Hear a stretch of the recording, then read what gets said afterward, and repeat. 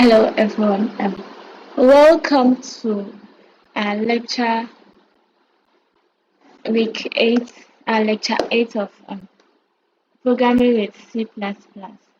So today we are going to learn about namespace and then exceptions.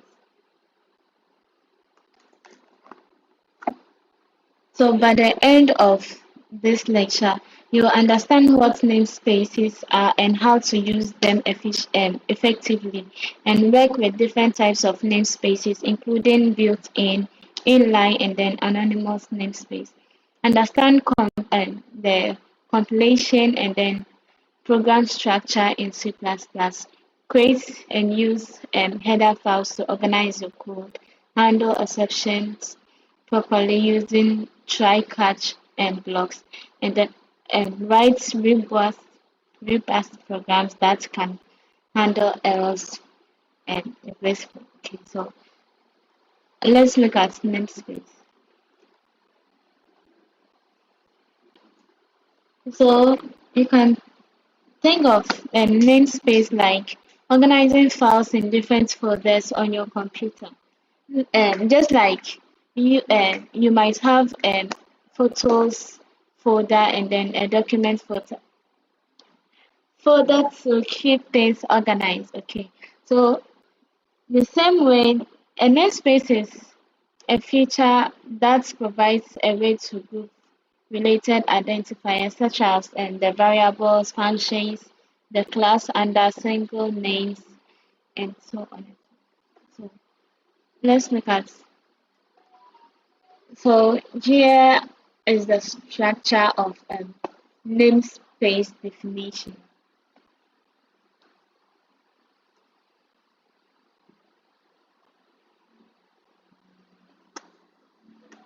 So here you bring your namespace to define a namespace called programming. You bring your namespace and then the programming, and then you bring your curly braces, and then you see out. Moving on to assessing namespace. So once you've created a namespace, how do you use what's inside it? Okay, so now you need to tell the compiler exactly what or exactly which box you are looking in. Okay, for your I mean.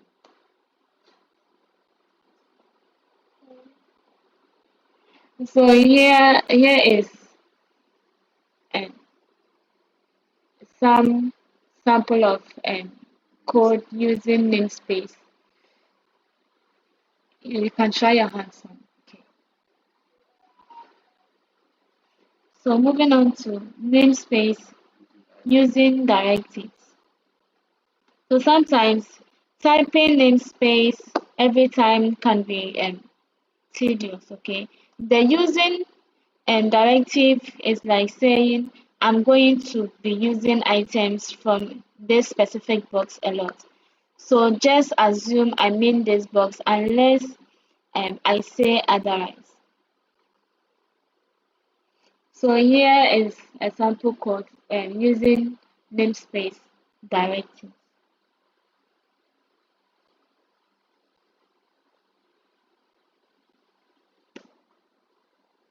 So you can try your hands on this code.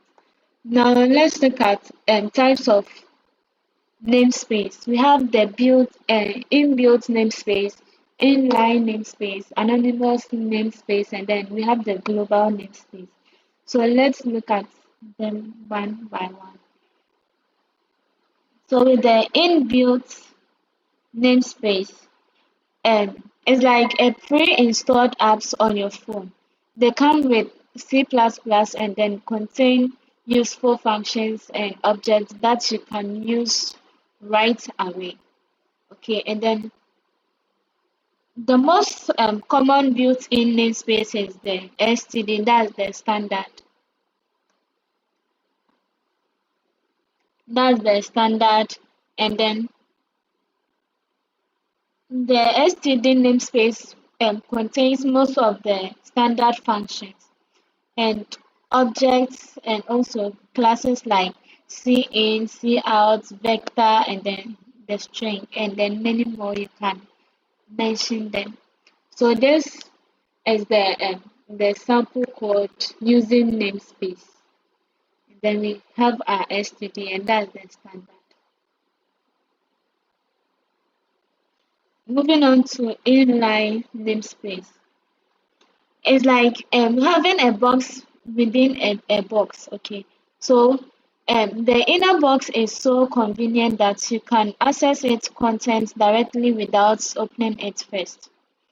And then um, it's declared using the inline keyword. So we can see a sample code using inline namespace here. So you can try your hands on.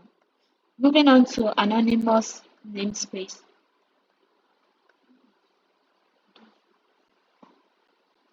So anonymous namespace is like having a private room in your house.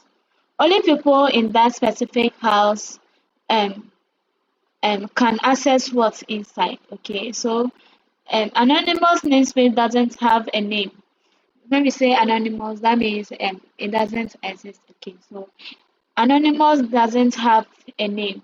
It ensures that the entities in the unnamed namespace are limited to that specific file.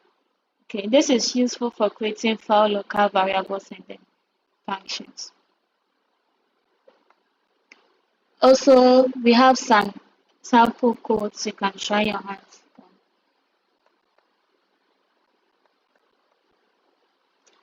So, exception handling. We're looking at exception handling. So, um, imagine you are cooking and something goes wrong. Maybe the stove stops working or you run out of ingredients. But you see, sometimes when you are cooking and then suddenly the gas you are using finishes. Okay, so that's how the so you ask yourself when it finishes, whilst the food that you are cooking is not well cooked, okay, what will you do for for for what you want to be done? Okay, so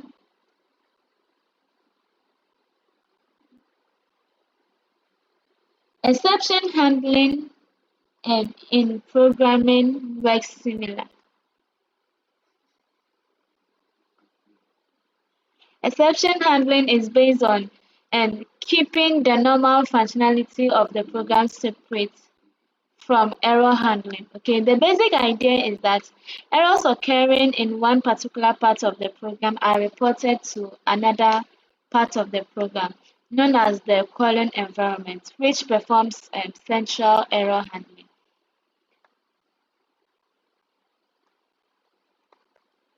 Looking at the components of exception handlings. So there are two components of exception handlings. The first part is of the program that can throw exceptions. This is where problems might occur. And then we have the exception handlers that will process the various exception types. So with this one, this is where your backup plan is. Okay, this is your backup plan. This will be your backup plan. Okay, moving on to try and catch blocks. So C++ provides an inbuilt feature for handling exceptions using try and catch blocks. The try block contains code that might cause an exception. It's like saying try to do this, but be prepared for problems. Okay, if you are trying something, you are not sure of what you are doing. You are just trying. If it succeeds, fine. If it doesn't succeed, so also fine. But in all, no, you have to you have to know that since you are trying, you might have some problems. And then the catch block contains code that handles the exception. With this is your backup plan when things goes wrong. So the catch is the backup plan when the thing that you are trying doesn't go well. Okay. So here is some syntax of here is the syntax of the try and the catch blocks. You can try your plan. And then throwing exceptions. Showing an exception means returning some kind of value that represent the exception from the try block. Okay, so it's like raising your hand to say stop. There's a problem here. Okay, you are making awareness of the problem that has occurred. Okay, so the matching catch block is found using the type of thrown value. The thrown keyword is used to throw the exception. So let's look at the types.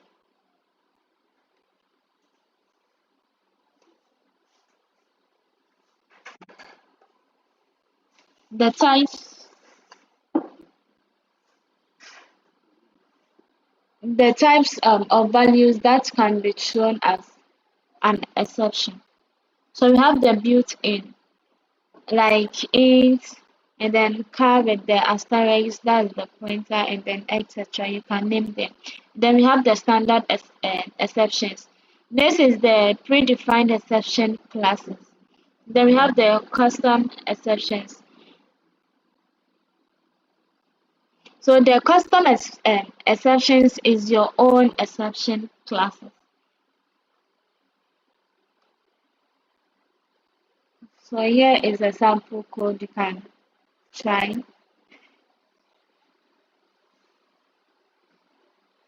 So throwing a standard exception. Okay, so with this, they are like having a professional emergency response team. They are predefined classes that represent different types of common exceptions, as I said earlier. So benefits of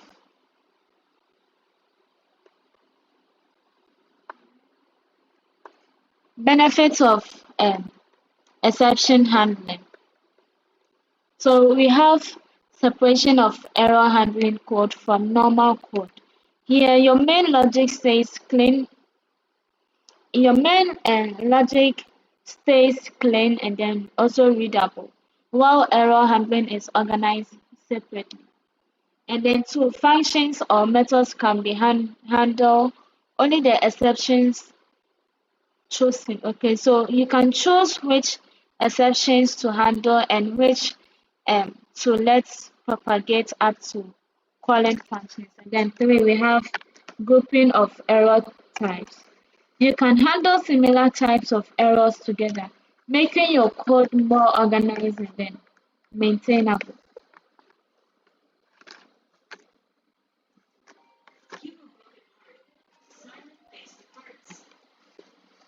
And then moving on to separate separate compilation. Okay. Think of a build. Think of you building a house. Okay.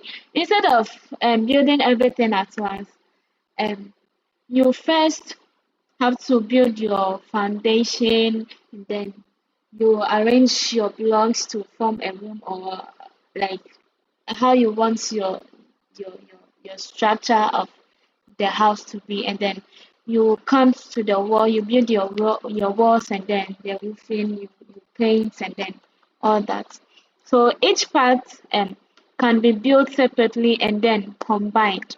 This is similar to how C++ handles separate compilation.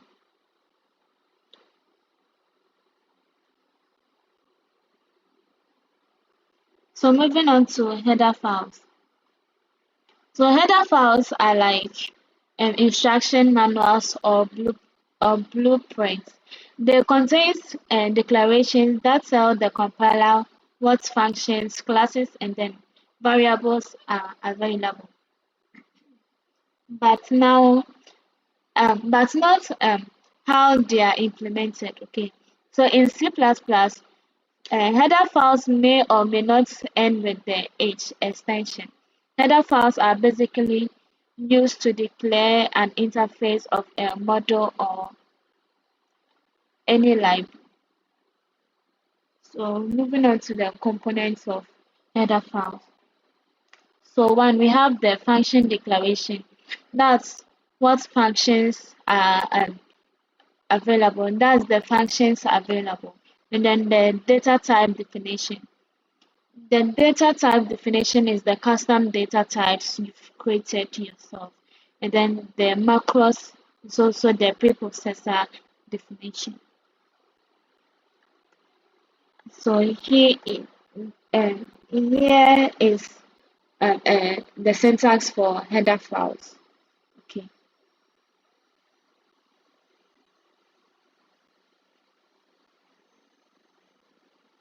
So moving on to importing header files. We import header files into our program using the preprocessor directive, that's the hash include.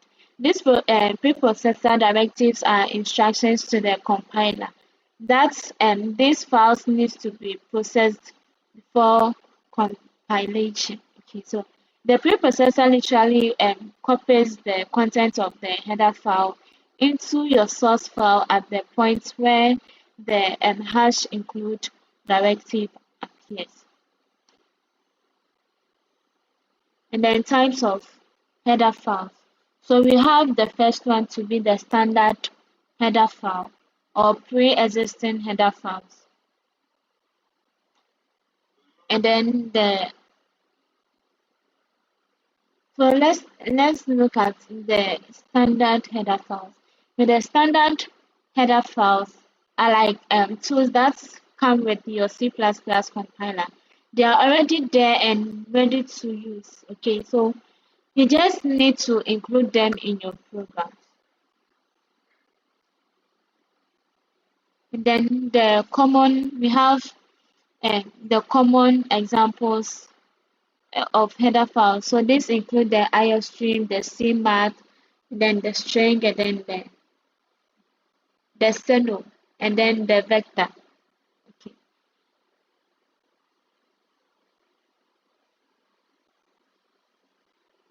So user-defined header files. User-defined header files are like creating your own toolbox. These files are defined by you and can be imported using the hash include and the file name.h. So they are mainly used to they are mainly used to encapsulate your own functions, classes, or declaration, and then also organize the code better. Also refuse code and reuse code by separating it into different files, and then make your main program cleaner and then more readable.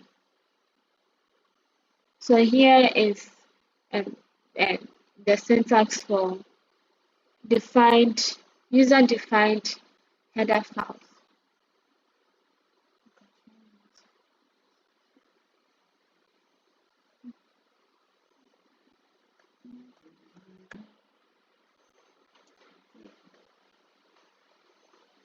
So moving on to creating creating a header file. So a header file should not contain ordinary functions definitions and then data definitions. Example is the int and then you bring your variable. And then aggregate definitions and then unnamed namespaces and also using directives such as the use namespace. Okay.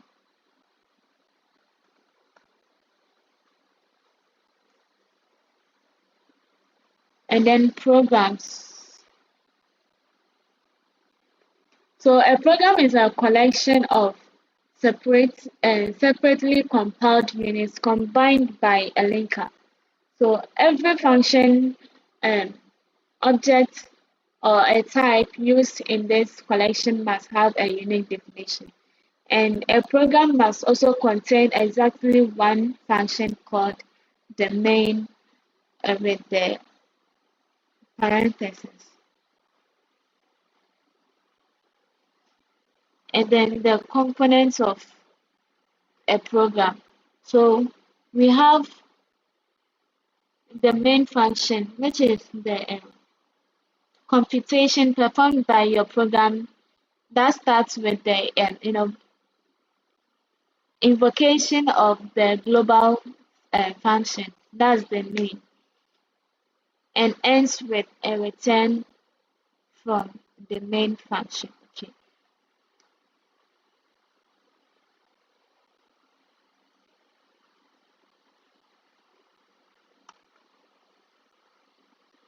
So moving on to the program's termination. A C++ program can terminate in several ways.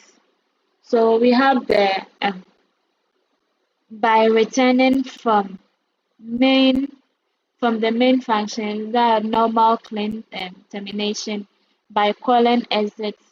That's the immediate termination with cleanup. By calling abort, that's the immediate termination without cleanup. And then by throwing an uncaught exception, that is the abnormal termination. And then by violation unexpected, by calling quick exit. So